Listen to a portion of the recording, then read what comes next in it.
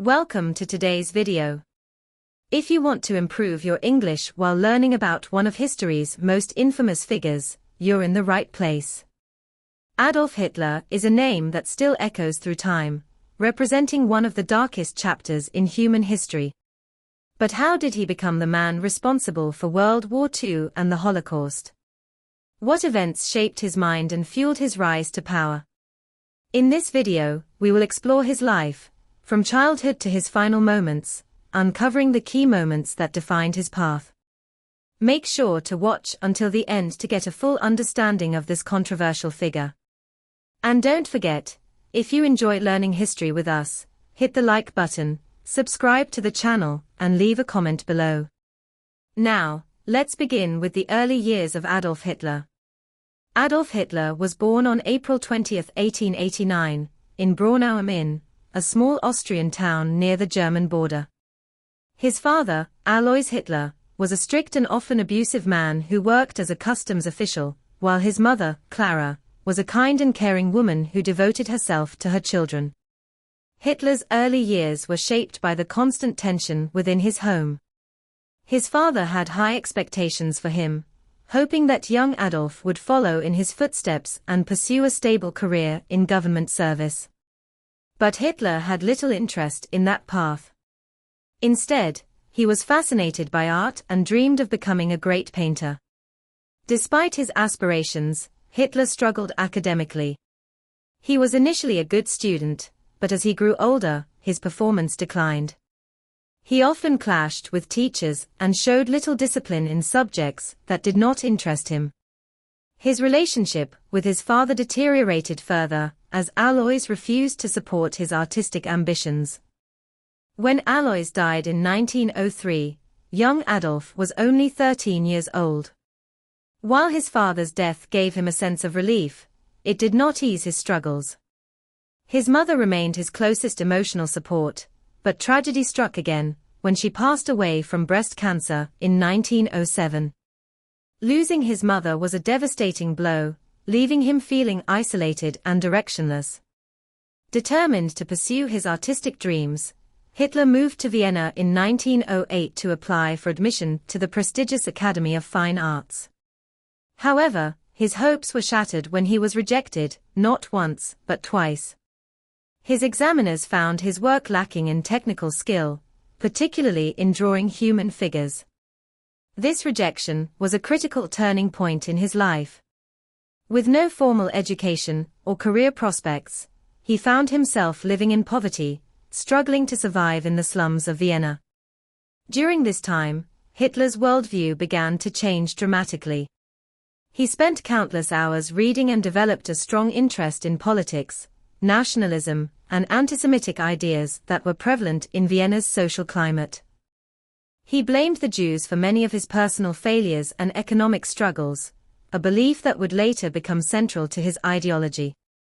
Living in shelters and surviving on meager earnings from painting postcards, he grew increasingly resentful of society.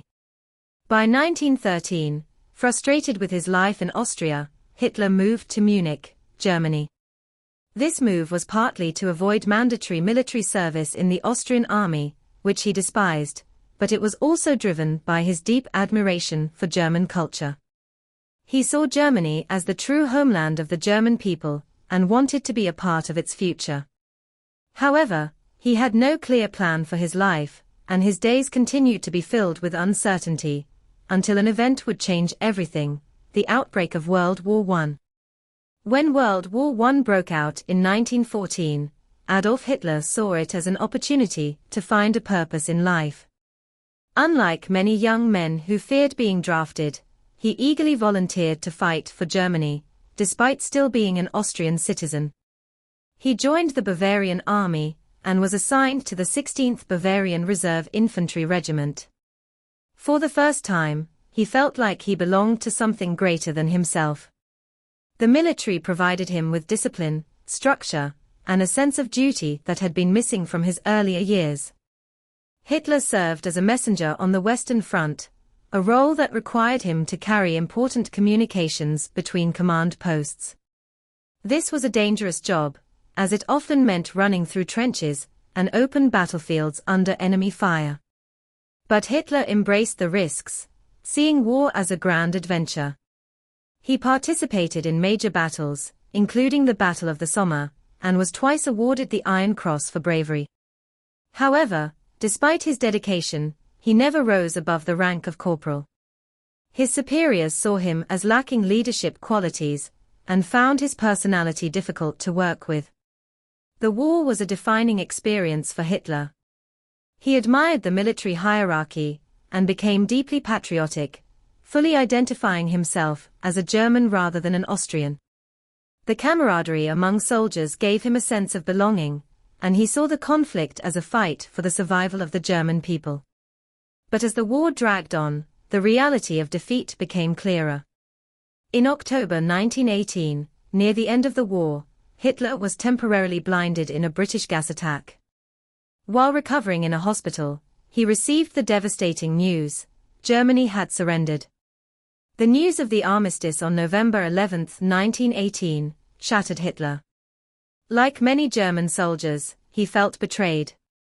The war had not ended in a clear military defeat, but rather in what he saw as a political surrender. The Treaty of Versailles, signed in 1919, placed full blame for the war on Germany and imposed harsh economic and territorial penalties. These terms fueled resentment among many Germans, who saw the treaty as a humiliation. For Hitler, this moment marked the beginning of his radicalization. He believed that Germany had been stabbed in the back by politicians, socialists, and especially Jews. This conspiracy theory, though false, would become the foundation of his political ideology. With no war to fight and no real profession, Hitler struggled to find his place in post-war Germany. He remained in the army for a while, working as an informant to identify possible socialist threats within the ranks. During this period, he was introduced to nationalist and anti-Semitic groups that were gaining influence in Munich. One of these groups was the German Workers' Party, DAP, a small political organization that promoted extreme nationalist views. Hitler attended one of their meetings in 1919 and quickly became one of their most passionate speakers. His ability to captivate audiences with fiery rhetoric set him apart. He spoke with conviction about Germany's supposed betrayal, the need for a strong leadership, and the dangers of Jewish influence in politics and finance. His speeches attracted attention, and in a short time, he became the party's main spokesperson. In 1920, the group rebranded itself as the National Socialist German Workers' Party, better known as the Nazi Party. This marked the beginning of Hitler's political career, and the transformation of his personal frustrations into a movement that would eventually change the world.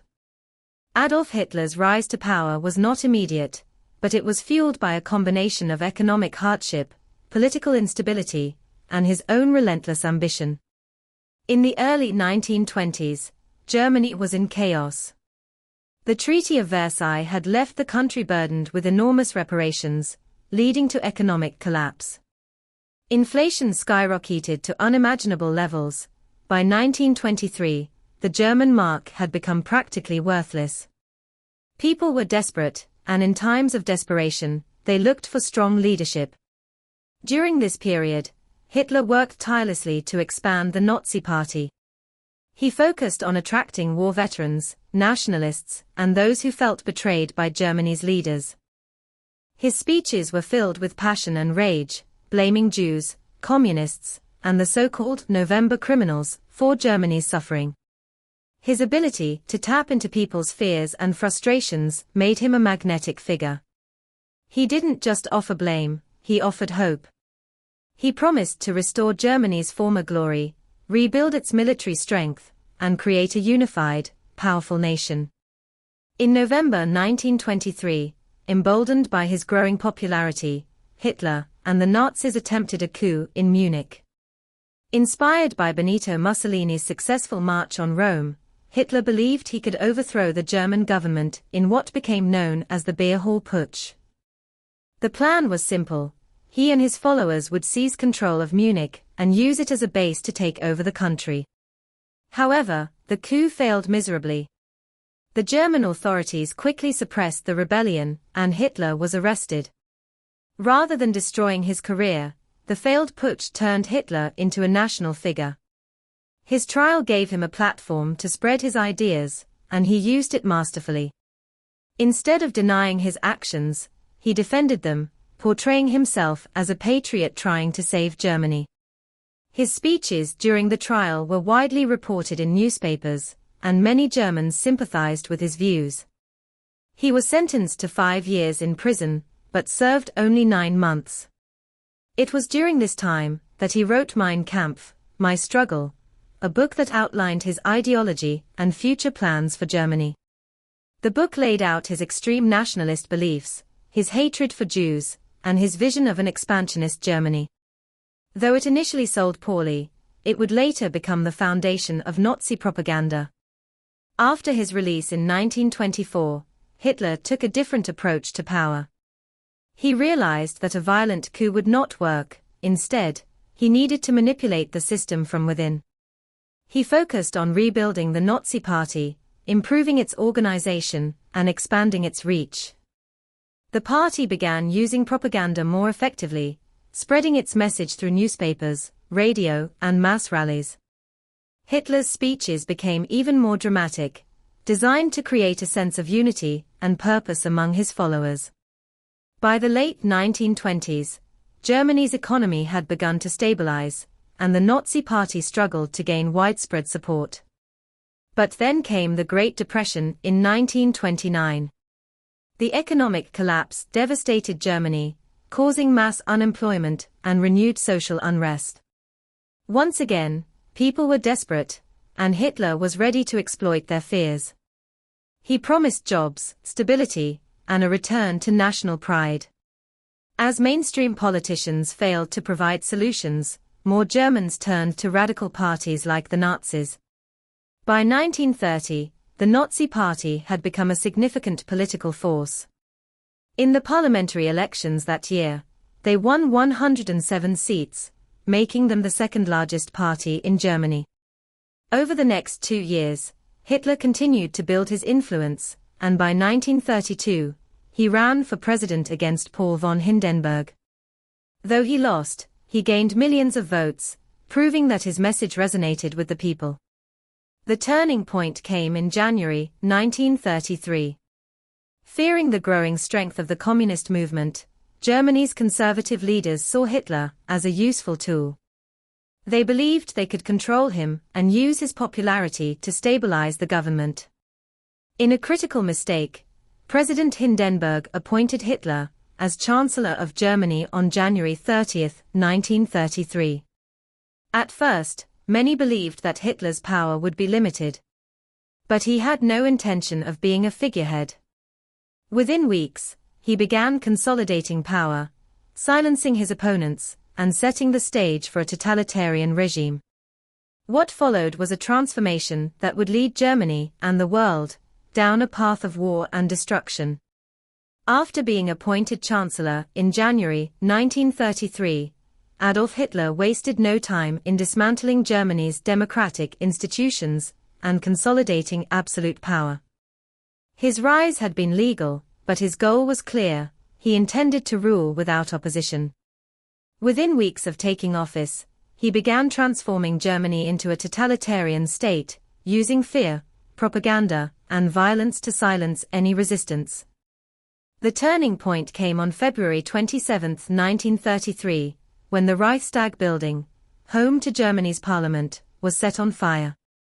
Hitler and the Nazis immediately blamed communists for the attack, using it as an excuse to push for emergency powers. The Reichstag fire decree, signed by President Paul von Hindenburg the following day, suspended civil liberties, allowing the government to arrest political opponents, restrict freedom of speech, and control the press. Under the pretense of protecting Germany from communist threats, Hitler had secured the first major step toward dictatorship.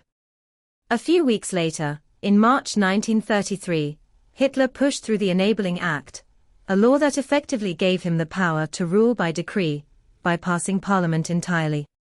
This was the moment when democracy in Germany officially ended. With the opposition crushed, he quickly moved to ban all political parties except the Nazi Party. Trade unions were dissolved, the press was strictly controlled, and any form of dissent was brutally suppressed by the newly strengthened Gestapo, the secret police. To solidify his grip on power, Hitler turned his attention to eliminating threats from within his own ranks. Many early Nazi supporters, particularly those in the SA, Sturmabteilung, the paramilitary wing of the party, had expected more radical changes, including a socialist revolution. But Hitler needed the support of Germany's military and conservative elites, who saw the SA as a dangerous and unruly force. In June 1934, he ordered a brutal purge known as the Night of the Long Knives. Over a few days, hundreds of SA leaders, including its chief Ernst Röhm, were executed, along with other political opponents. This event sent a clear message: Hitler tolerated no opposition, even within his own movement. By August 1934, President Hindenburg had died, and Hitler took the opportunity to merge the offices of Chancellor and President, declaring himself Führer, the supreme leader of Germany. From that moment, he wielded absolute power, and the Nazi regime became a fully realized dictatorship. With control over the government, Hitler focused on shaping German society according to Nazi ideology. He promoted the idea of the Volksgemeinschaft, or people's community, a vision of a racially pure, unified nation. Schools were filled with Nazi propaganda, emphasizing loyalty to the Führer, militarism, and the supposed superiority of the Aryan race. Youth organizations like the Hitler Youth and League of German Girls indoctrinated children from an early age, ensuring that future generations would remain loyal to the regime. The Nazis also sought to reshape the economy. Through massive public works projects, including the construction of highways, Autobahnen, and rearmament programs, unemployment dropped dramatically. To many Germans, Hitler seemed to be delivering on his promises, restoring order, reviving the economy, and reinstating national pride. But these policies had a darker purpose: Germany was preparing for war. At the same time, the persecution of Jews and other minorities escalated. In 1935, the Nuremberg Laws were enacted, stripping Jews of their citizenship and banning marriages between Jews and non-Jews. Anti-Semitic propaganda flooded newspapers, films, and posters, portraying Jews as the enemy of the German people. While discrimination had existed before, these laws marked the beginning of an organized, systematic effort to remove Jews from German society, a process that would later culminate in the horrors of the Holocaust. By the late 1930s, Hitler's Germany was a totalitarian state, fueled by nationalism, militarism, and racial ideology. Every aspect of life was controlled by the Nazi regime: education, culture, religion, and even private beliefs. Opposition had been crushed, and the German people had been molded into instruments of the Führer's will. The world watched anxiously as Hitler's ambitions grew. His next move would take Germany, and the world, into one of the deadliest conflicts in history. By the late 1930s, Adolf Hitler's ambitions had become impossible to ignore. His speeches grew more aggressive, his military build-up continued, and his expansionist vision became clear. He wanted Lebensraum, or living space, for the German people, a justification for territorial expansion at the expense of other nations. While many European leaders hoped to avoid war, Hitler was preparing for it. The first major step toward war came in March 1938, when Nazi Germany annexed Austria, in what became known as the Anschluss. The takeover was swift and largely unopposed, as many Austrians welcomed unification with Germany. The international community, including Britain and France, protested but did nothing to stop Hitler. Encouraged by this success, he turned his attention to Czechoslovakia, demanding the Sudetenland, a region with a large ethnic German population. In September 1938, British Prime Minister Neville Chamberlain and other European leaders met with Hitler in Munich, hoping to avoid war. In what became known as the Munich Agreement, they agreed to let Germany take the Sudetenland in exchange for Hitler's promise that he would seek no further territorial expansion. Chamberlain famously declared that the deal had secured peace for our time. But Hitler had no intention of keeping his word. In March 1939, he invaded the rest of Czechoslovakia, proving that appeasement had failed. Still, many hoped to avoid war, until Hitler made his next move. On September 1, 1939, Germany invaded Poland using a new military strategy called Blitzkrieg, Lightning War. This tactic combined fast-moving tanks, mechanized infantry, and overwhelming air power to crush the enemy before they could respond. Within weeks, Poland was defeated. 2 days later, Britain and France declared war on Germany. World War II had begun. In the early years of the war, Hitler's strategy worked brilliantly. In April 1940, Germany invaded Denmark and Norway, securing vital resources and strategic positions. In May 1940, Hitler launched an invasion of France, Belgium, the Netherlands, and Luxembourg. Within 6 weeks, France had fallen and Hitler stood victorious in Paris. The world was shocked by the speed of the Nazi war machine. Britain, now led by Winston Churchill, remained the last major opponent in Western Europe. Hitler believed that Britain would surrender or seek peace, but Churchill refused. This led to the Battle of Britain in the summer of 1940, where the German Luftwaffe, Air Force, attempted to destroy the British Royal Air Force, RAF. However, despite months of bombing raids, including the devastating Blitz on London, Britain held strong. Frustrated, Hitler postponed his invasion plans and turned eastward toward his true obsession, the Soviet Union. On June 22, 1941, Hitler launched Operation Barbarossa, the largest military invasion in history. Over 3 million German troops crossed into the Soviet Union, aiming to crush communism and seize the vast resources of Eastern Europe. Initially, the Germans achieved massive victories, advancing deep into Soviet territory and surrounding entire armies. But as winter set in, their progress slowed. The Soviets, under Joseph Stalin, regrouped and launched counterattacks.